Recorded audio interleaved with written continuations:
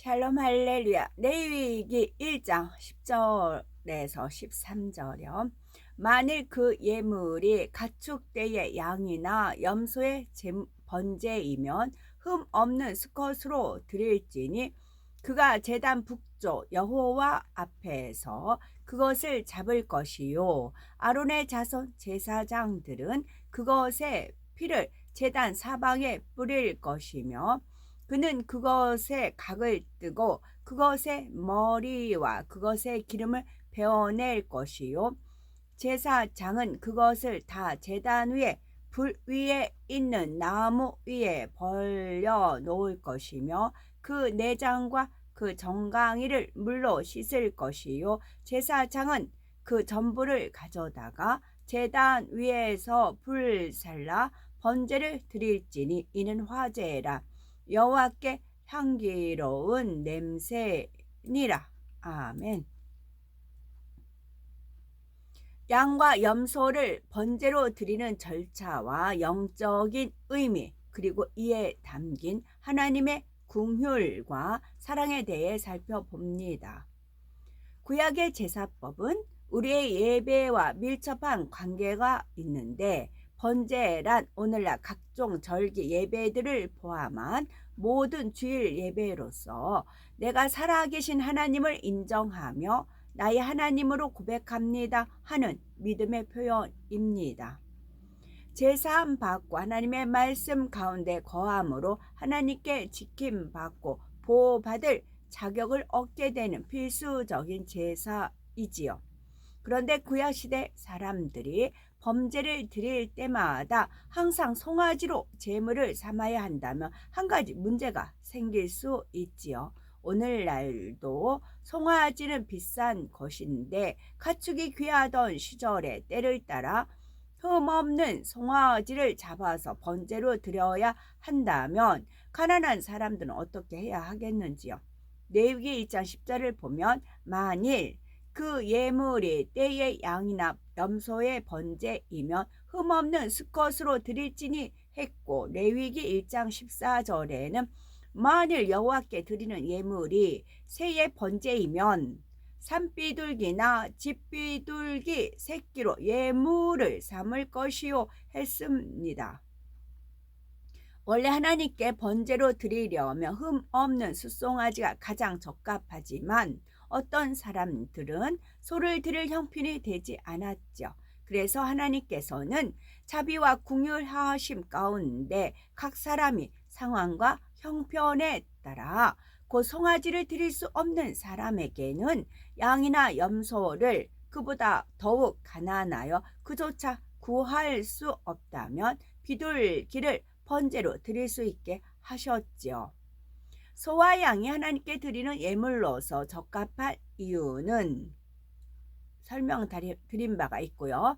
소와 양보다는 못하지만 염소의 경우에도 사람들이 쉽게 구할 수 있는 가축 중에서는 비교적 제물로 쓰기에 합당한 짐승입니다.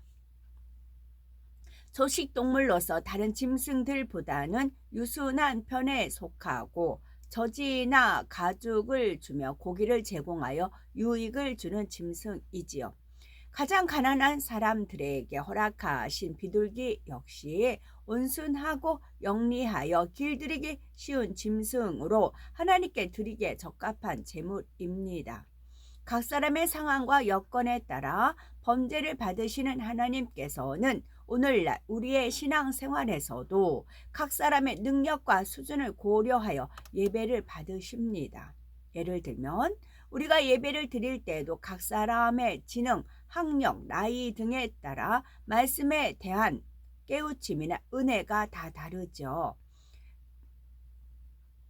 똑같이 예배를 드린다 해도 머리가 좋고 공부를 많이 한 사람이라면 말씀을 깨우치거나 기억하며 마음에 명심하는 것이 비교적 더 쉬울 수 있고요.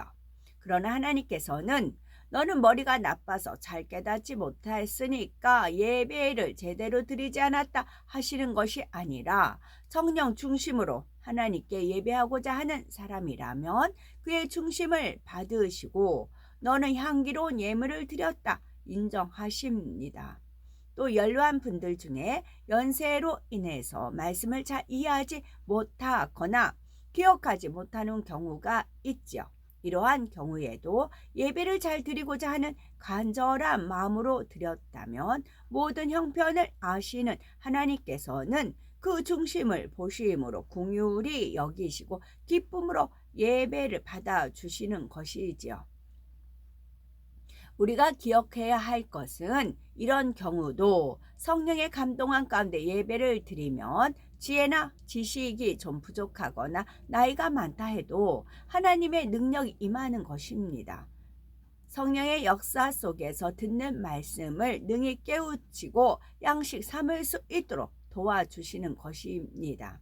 그러니 나는 부족해서 못해요, 노력해도 잘 안 돼요 하는 것이 아니라 중심으로 힘써 드리면서 하나님의 능력을 구하면 되는 것입니다.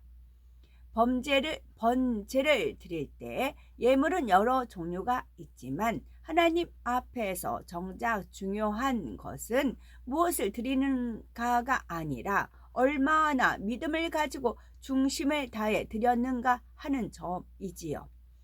예수님께서 자신의 생활비 전체를 믿음과 사랑으로 드린 가난한 과부의 2렙돈을 기뻐하셨던 것처럼 만약 비둘기도 겨우 드릴 형편의 사람인데 마음의 주관을 받아서 믿음으로 염소를 드렸다면 이는 부유한 사람이 드린 송아지보다 더욱 하나님을 기쁘시게 할 수 있습니다. 경제적인 형편에 따라 재물은 달라질 수 있지만 어떤 재물을 드릴 때라도 드리는 사람의 마음 자세는 항상 거룩하고 온전해야 하지요. 그래서 양이나 염소의 경우 송아지와 마찬가지로 흠없는 수컷을 드리라고 했지요. 영적으로 흠없는 재물을 드린다는 것은 우리가 예배할 때 기쁨과 감사함의 온전한 마음으로 하나님 앞에 예배해야 함을 뜻합니다. 또 수컷으로 드리라는 것은 변개함이 없는 정한 중심으로 예배해야 함을 의미합니다. 레위기 1장 11장을 보면 그가 단 북편에서 여호와 앞에 잡을 것이요 아론의 자손 제사장들은 그 피를 단 사면에 뿌릴 것이며 했습니다. 재물을 잡아 피를 흘려야 하고 그 피를 단 사면에 발라서 제삼을 받는 것은 소의 범죄에서 설명이 되었지요. 그러면 재물을 잡을 때 단의 북편에서 잡으라고 하시는 이유는 무엇일까요? 북편은 영적으로 차갑고 어두운 것을 의미하지요. 성경에 보면 이스라엘의 재앙이나 고통을 예언할 때 주로 북방에서부터 이른다고 표현하고 있죠. 물론 성경에서 북쪽이라는 말이 단순히 방위를 표시하는 경우도 있지만 특별히 영적인 의미를 담고 있을 때 북편 혹은 북방이란 주로 날카롭고 싸늘하며 어둡고 차가운 곳을 표현하는 것입니다. 단 북편에서 재물을 잡으라 하실 때에도 영적인 의미로서 북편을 의미하지요. 번제의 재물을 잡는 것은 죄로 인해 마땅히 죽어야 할 죄인들을 대신하여 죽이는 것입니다.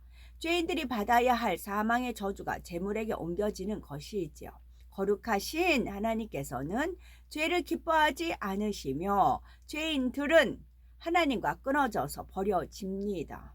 그래서 예수님께서 인류의 죄를 지고 십자가에 달려 죽으실 때 예수님은 잠시나마 하나님께 외면당하셔야 했지요.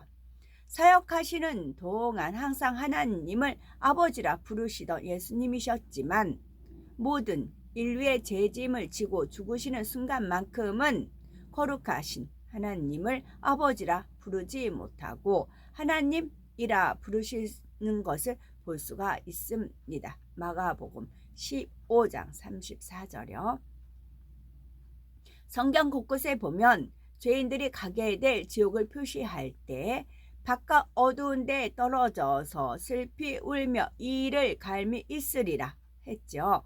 이렇게 죄인들은 어둡고 두려운 곳에서 죄값을 갚아야 하는데 재물이 그 죄값을 대신 지고 죽어야 하는 장소를 하나님께서는 단의 북편으로 정해 주신 것입니다.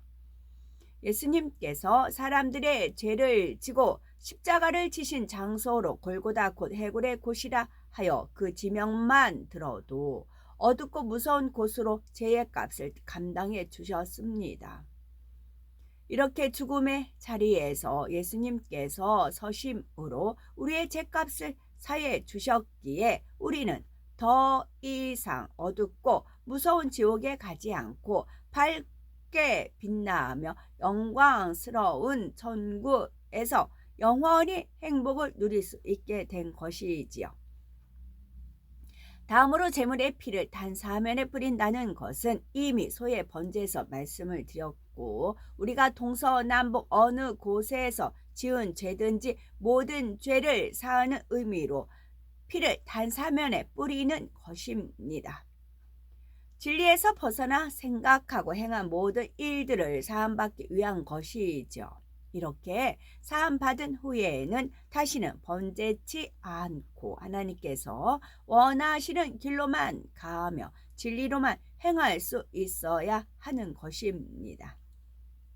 레위기 1장 12에서 13절 보면 그는 그것에 각을 뜨고 그 머리와 그 기름을 베어낼 것이요 제사장은 그것을 다 단 위 불 위에 있는 나무에 벌려 놓을 것이며 그 내장과 정갱이를 물로 씻을 것이요 제사장은 그 전부를 가져다가 단 위에 불살라 번제를 삼을지는 이는 화제라 여호와께 향기로운 냄새니라 했습니다.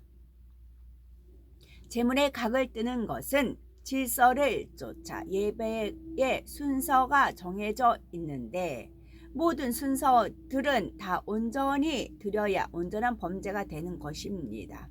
머리를 불사른다는 것은 비진리의 생각을 버리고 잡념 없이 하나님의 말씀에 집중하여 예배하는 것이고 기름을 불사른다는 것은 진액을 다하고 생명을 다해 곧 신령과 진정으로 하나님께서 기뻐 받으실 만한 영적 예배를 드리는 것입니다.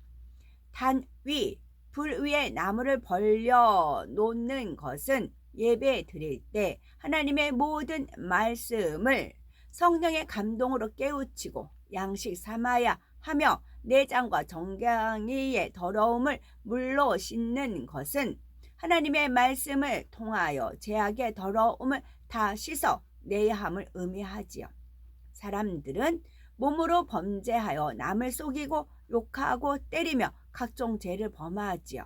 또 몸으로 직접 범죄하지 않는다 해도 마음으로 미움, 시기, 질투, 교만 등의 죄를 범하지요. 세상 사람들은 마음이 아무리 죄악으로 더러워도 그것을 범죄라 인정하지 않지만 하나님께서 보실 때는 마음속의 죄악들도 행함으로 짓는 죄와 마찬가지로 더럽고 추악한 것입니다. 하나님 앞에 예배하며 살아가는 우리들은 행함으로나 마음으로나 범죄하는 모든 것들을 하나님의 말씀을 의지하여 철저히 벗어버려야 합니다. 더구나 마지막 때를 살아가는 우리의 경우는 이것만은 좀 이따가 버려야지 생각하며 지체할 이유가 없지요. 하나님의 말씀에 비춰보아 죄악이라고 깨달으면 또 성령께서 역사하시며 즉시로 순종해서 버려나가야 하는 것입니다. 그래야 하나님께서 약속하신 대로 급속한 영의 물결을 타고 그 흐름에 동참하여 새 예루살렘에 들어가는 행렬에서 낙오되지 않을 수가 있는 것입니다. 구약시대 하나님의 백성들은 반드시 범죄를 드려야만 죄를 사함받고 구원받아 생명을 얻을 수 있었습니다. 그런데 약 2000년 전에 예수님께서 십자가 죽음을 통해 이 모든 번제의 과정들을 감당해 주심으로 우리는 주를 믿고 성전에 나와 주의를 거룩하게 지킴으로 번제를 드린 것과 같은 축복을 받을 수 있게 되었습니다. 죄를 사함받고 하나님 안에서 지킴받으며 거룩하신 하나님과 교통하며 살아갈 수 있게 된 것이지요. 그러므로 매주일 예배를 드릴 때마다 대속해 주신 주님의 사랑을 더욱 깊이 마음에 새기며 하나님께서 명하신 대로 참된 의미의 영적 번제를 드림으로 하나님의 사랑이 우리의 삶 가운데 온전한 축복과 응답으로 임하여야 되겠습니다. 아멘.